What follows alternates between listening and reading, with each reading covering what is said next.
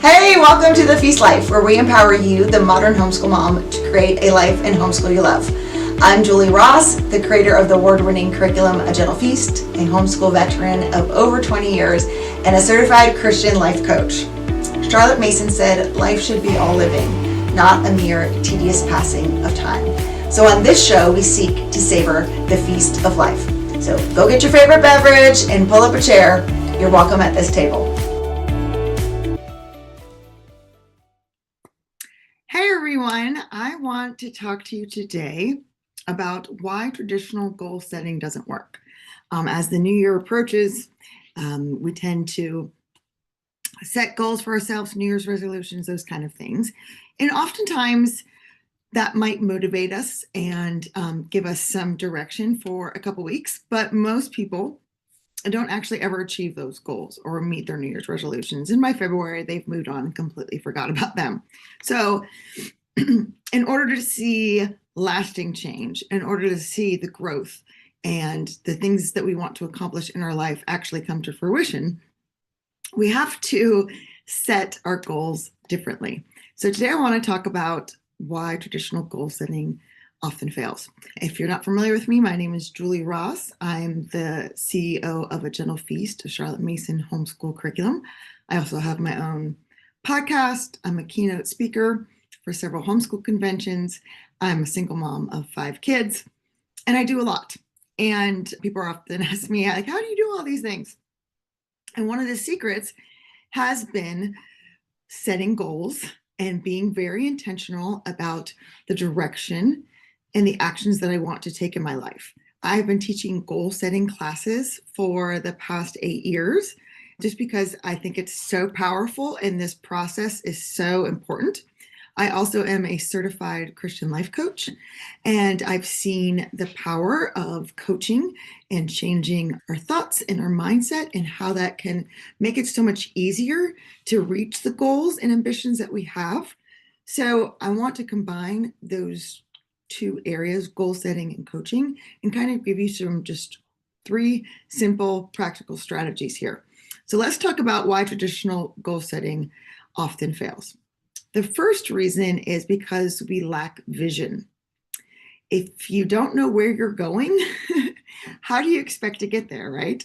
Zig Ziglar, the famous motivational speaker, had a quote, "If you aim at nothing, you will hit it every time." So often our goals don't hold any effectiveness. And the reason is because we don't have a vision for what we want in our lives. I don't know about you, but as a little kid, I had all these hopes and dreams for what I wanted my life to be like. And it was always like waiting to get to the next thing, right? Like, oh, I can't wait till I'm in high school. Or, oh, I can't wait till I can drive. Or, oh, I can't wait till I get to college. And then I can't wait till I get married. And then I can't wait till I have children. There was always these vision of what could come in the future and these dreams and these hopes for what I wanted. But then somehow in my 30s, in the midst of having lots of children and just lots of different demands on me and different constraints in my life, I just stopped dreaming. I stopped setting goals, and my life just kind of became whatever was being thrown at me. That was what I was constantly dealing with. I didn't have any more vision and purpose and direction. And it wasn't until I went to this goal setting seminar and just got a fire again for what could be possible. And like I said, ever since then, and implementing some of those principles I've learned, I've taught goal setting to other people as well. And so it's really key to wake up to who God has created you to be and the potential that you have in your life. In Ephesians 5:10, it says, "Wake up, sleeper. Let Christ shine on you. Be careful how you live. Make the most of every opportunity." And so I really feel like the enemy can just kind of lull us to sleep, and we kind of just drift from one year to the next, and we don't have clarity and we don't have direction, and we're not being the people that God has created us to be and making the impact that he wants us to make, because we're kind of lulled asleep with all the different expectations and responsibilities and things that we have going on. And when we don't have clarity about where we're going, and what we want, when we stop dreaming, it makes goal setting really difficult. So we can set a New Year's resolution because everybody else is doing it, or write down a New Year's goal because that's what we're supposed to do at the beginning of the year. But we're not actually really motivated to do it. It really doesn't fit in to our core design and our core desires and our core values. So I think it's super important before you sit down to set any goals to let yourself dream again, develop a vision of what is possible. I heard a speaker say that we greatly overestimate what we can accomplish in a year and vastly underestimate what we can accomplish in 10 years. So, having this long term vision, what do I want my life to look like 10 years from now? It's probably going to be very different, especially if you're a mom. Like, you might have all your kids out of the house 10 years from now, right? Or be doing something else career wise. But having this kind of long term path can give you some direction and focus on where to go so that you're setting goals that really tune into who you are. Take some time to dream, okay? Just an ideal day, an ideal experience. What would it be like? You can think about what, let's say it's the end of 2023 right now, and you are sitting there celebrating New Year's Eve with your family. What do you want to have accomplished? How do you want to feel? What are some things you have wanted to experience? Setting that dream, spending some time journaling, getting to know yourself. I had to kind of go through that process because honestly, I forgot how to have fun.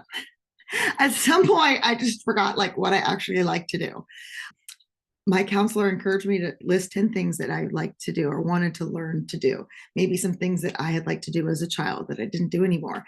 And that was such a challenging task for me because I really had shut down that part of me. And that was really contributing to kind of my lack of joy in life, my lack of being able to have fun, to tune in to the things that I wanted, to the part of me that God made me to be. By shutting that all down, it creates a life that none of us really are too excited to wake up to. The first step, I believe, in setting effective goals is coming up with a vision, a clarity of where you want to be, what direction you're headed. Are you ready to finally set goals that stick and transform your homeschool along the way? I get it. Each year you start with big dreams and resolutions determined to make this year the best yet for you and your homeschool. But as the days blur together and life happens, these dreams get pushed to the back burner. The sparkle of the new year fades, and once again you're left feeling stuck, overwhelmed, and disappointed. Sound familiar? Well, you're not alone in the struggle. So many homeschool moms feel the same. We get caught up in the day-to-day, and, well, our own goals and desires can feel like luxuries we just don't have time for. And the biggest reason, we often set goals without digging deep into what truly matters to us and what fits our values as homeschool moms. Without this grounding, our plans lose momentum, leaving us feeling frustrated and defeated. But what if this year things could be different? What if you could step off the cycle of unmet goals and frustration? Imagine being able to set goals that honor your personal growth and your family's needs, giving you clarity and a renewed sense of purpose. Welcome to my goal setting retreat for homeschool moms. Designed around a powerful 3-day retreat, this course will guide you through a process of reflection, vision casting, and purpose-driven goal setting tailored specifically for homeschool moms. This isn't about quick fixes or just another to-do list. It's about creating a fulfilling path for growth that aligns with your deepest core values. In this course, you'll discover day 1 is reflect and realign. We're going to take a look back with fresh eyes, celebrate what went well, and uncover lessons from the toughest moments. This reflective process will bring you clarity and help you create goals that genuinely resonate with you. Then we're going to craft a vision for the year that considers both your personal aspirations and the needs of your homeschool. Then we're going to resolve. We're going to move from intention to action with step-by-step guidance, practical tools, and weekly planning tips that will help you keep on track. So, if you're ready to break free from what you've always done and stepped into a life in homeschool you truly love, make sure you sign up for my goal setting retreat today.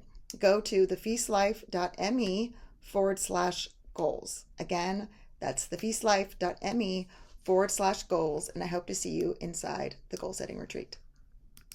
The second reason Traditional goal setting doesn't work is because you are the same person on December 31st as you are on January 1. So it's not like you wake up on New Year's morning and you suddenly are the person that can accomplish all the goals and desires and dreams that you have. So, how do we get ourselves from where we are right now to the person that can accomplish those goals? The person you are right now may not be able to accomplish the goals that you want. You might have to grow and stretch and change yourself. And quite often, we don't want to do that. Okay, our brains are naturally wired for safety. We want to do things that feel comfortable. We don't want to challenge ourselves. We don't want to stretch ourselves. And all these fears and doubts and what ifs, and we overanalyze and overplan and overthink anything. We don't actually take any action on the goals and the things that we want to achieve because we're so kind of stuck in this over analysis paralysis, I've heard it called. And so we have to be willing to change. We have to know what steps we can take to overcome those fears, to relieve those doubts, how we need to look at our thoughts, how we need to approach the world. What kind of person do I need to be to accomplish that goal? Perhaps there's some habits that we need to change in order to become the person that can accomplish that goal. Traditional goal setting often doesn't work because we're not willing to change who we are. We can't expect to achieve different things than what we currently have in our life if we stay the same. And then the last reason why traditional goal setting doesn't work is because our goals often lack clarity and a compelling why. So we aren't really motivated. We don't really have a clear vision of where we're going. We're not really willing to work on our thoughts and our mindsets that are holding us back. And so we make really vague goals because that's what everybody's doing. I want to get healthy. And we make this vague goal. How do you ever know if you accomplish that? What does that even mean? Like getting healthy to me might mean completely something different to you, right? So when am I going to do that? How am I going to do that? There's no actual steps into the goals that we're creating. They're very vague. And vague goals can't be achieved because you don't know if you've actually achieved them. You have to make them measurable. You have to have some kind of result. You have to have some kind of timeline of, I'm going to do this by this date. And then you have to have a compelling why, a reason why you want to achieve this goal. Not because you're writing New Year's resolutions and everybody else is doing it. That's really not going to motivate you. I mean, it might motivate you for, like I said, a couple of weeks, but by the end of January, that self-determination and motivation isn't just going to carry through. So you need a compelling why. So as you're thinking through setting your goals, why do you want to accomplish this? If it doesn't make you want to jump out of bed in the morning and get taking action on that goal, you do not have enough of a compelling reason why. I've heard Tony Robbins say, your why needs to make you cry. It needs to be so meaningful that no matter what, you want to accomplish this goal. No matter how hard it is, no matter all the doubts and fears and emotions it brings up inside of you, no matter what obstacles you might meet along the way, no matter how hard it might be at times, no matter how people might react to you trying to achieve this goal and talk you out of it. If you don't have that compelling why, you are not going to be able to sustain that. So as you're writing your goals, think through, why do I want to do this? What is the motivation? Make your goals clear, like I said, not something vague, like I want to get healthy. Okay, make it clear. I want to run a 5K. Well, when are you going to run? I'm going to go online. I'm going to look. Okay, there's a 5K in April. Okay, how am I going to train for that?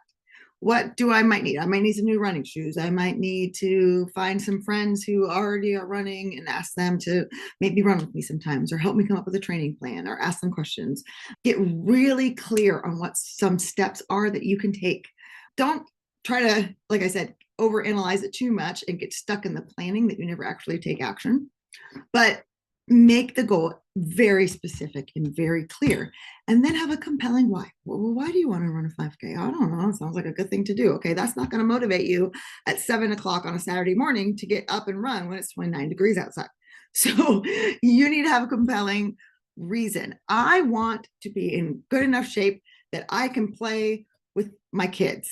And I have enough energy and stamina that, when my child asks me to come play ball with them at the end of the day, I can go out there and physically I'm able to do that. Maybe a compelling reason would be I want to set a good example for my kids. I want them to see what it's like to set a goal, to reach that goal. I want to show them that I prioritize my health and well-being, and I want to set that example for them. Those reasons would make me get up out of bed at 7 o'clock in the morning, right? So as you're setting through your goals, if you don't really have that compelling of a why, it's probably not something you really, really care about. So again, going back to that vision and that core of what your dreams truly are, what your desires truly are, if you could care less if you are able to run a 5K and you want to, maybe you always had this burning desire to learn how to ice skate and you want to express yourself that way and you want to see if that would be something that would help you kind of maintain your fitness goals. Don't just pick something because everybody else is doing it or you feel like you have to because it's the beginning of the year. You need to have something that really speaks to the core essence of who God has created you to be, to help you reach that vision, the step one that I was talking about, that's going to help you have that determination to work on the things that will come up as you are working on your goal. Quite honestly, reaching the goal is great, but the journey means so much more. The process that it's going to take, the growth that's going to have to happen within you to reach that goal is going to change the trajectory of your life. That's going to change the person that you become. And the great thing about reaching little goals like this is it has a compounding effect. As you learn to do one thing, as you develop new habits that are going to lead to this goal, well, now you can accomplish this area of your life and make a goal there and work on that as well. And it kind of has the snowball effect. But when we make goals that are vague, they don't mean anything to us, there's no timeline, we're not willing to put in the effort to grow and change, then quite honestly, it's discouraging. We think, I'm never going to be able to be successful. I'm never going to be able to create the life of my dreams, because we give up on ourselves way too easily. And we don't ever see these things through. And the problem not necessarily is us and what we're doing. It's just the goals were wrong to begin with. I hope that kind of helps give you a little bit of clarity as you might be working on setting your goals this time of year. If you would like more in-depth help with this, and you would like someone to kind of be your coach, be your guide, kind of walk you through this as those fears and those doubts come up, as the procrastination starts to set in and you go into like over-analysis, over-planning mode. Hey, thanks for watching. If you liked this episode, please heart it down below and make sure you subscribe so you never miss an episode. Leave a comment and let me know what you learned in today's episode. I'd love to hear from you.